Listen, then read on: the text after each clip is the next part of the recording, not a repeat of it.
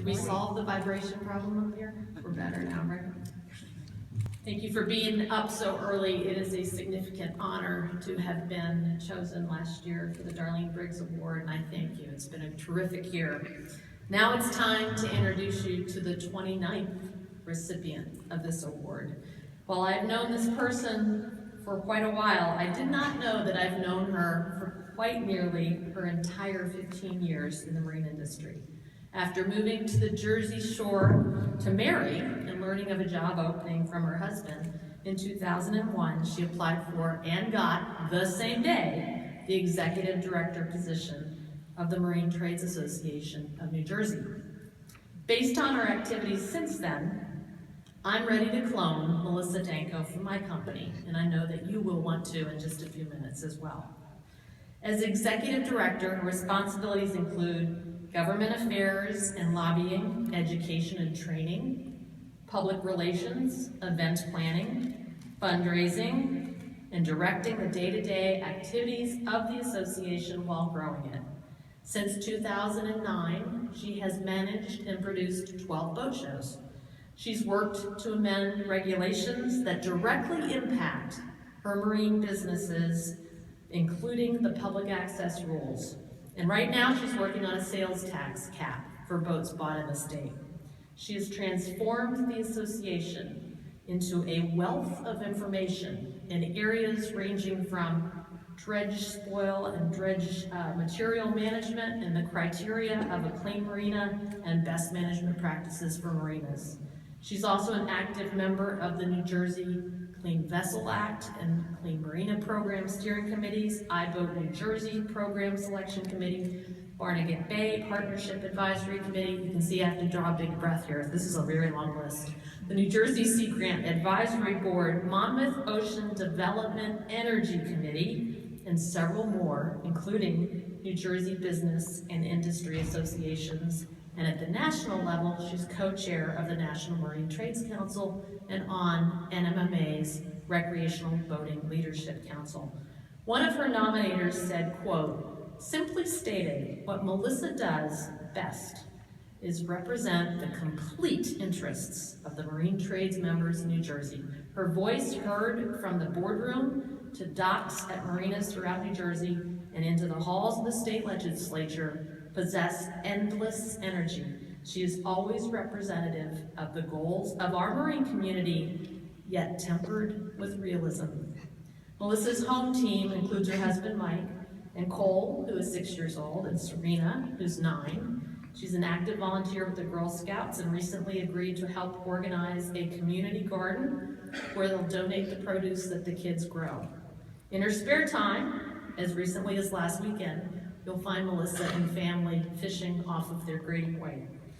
But if I could add one personal story to this mix, think about the last few years, and a few reality checks with regard to New Jersey come to mind.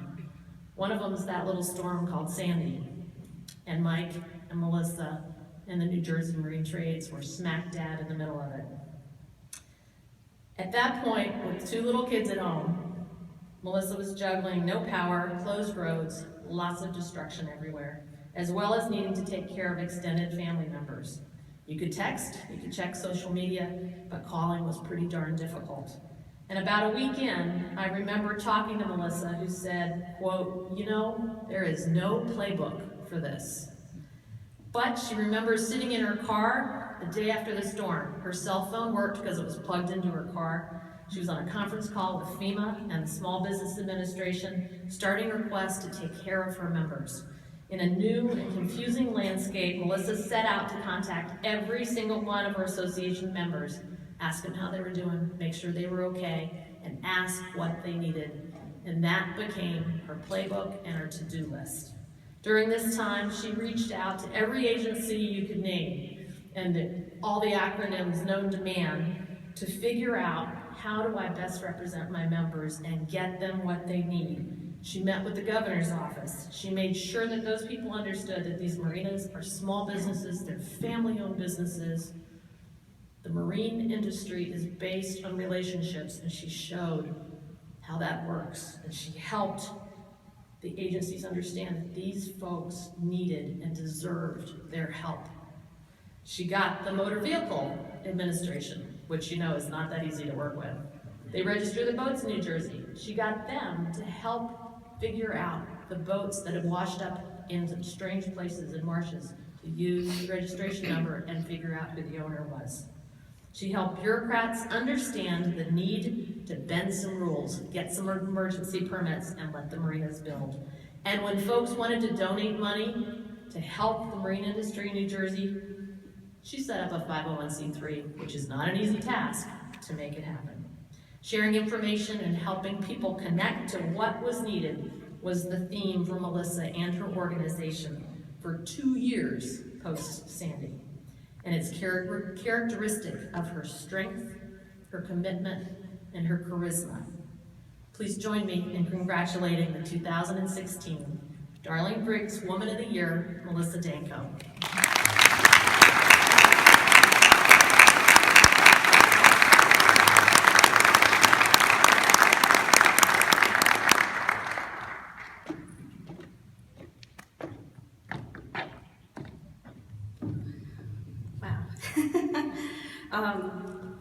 Thank you, Margaret. I don't even know how to say thank you. I've worked with Margaret, as you mentioned, for 15 years, so it almost seems fitting that she's the one to come before me and present me with this award. So, good morning. And I'd like to also thank you for getting up so early to be here today for this. I'd like to start out by saying how incredibly honored I am to have been chosen for this award this year and to be among such an amazing group of women like Margaret and all the others that have worked so hard to advance this industry and dedicate their careers and their lives to making this industry better. And especially the person that this award was created for, and Darlene Briggs, and all that she represents and all that she has done. So thank you. I am overwhelmed, actually. There are many people to thank, and I'd like to start with the MRA, boating industry, Liz for her encouraging words of support, and all of you for making this award possible.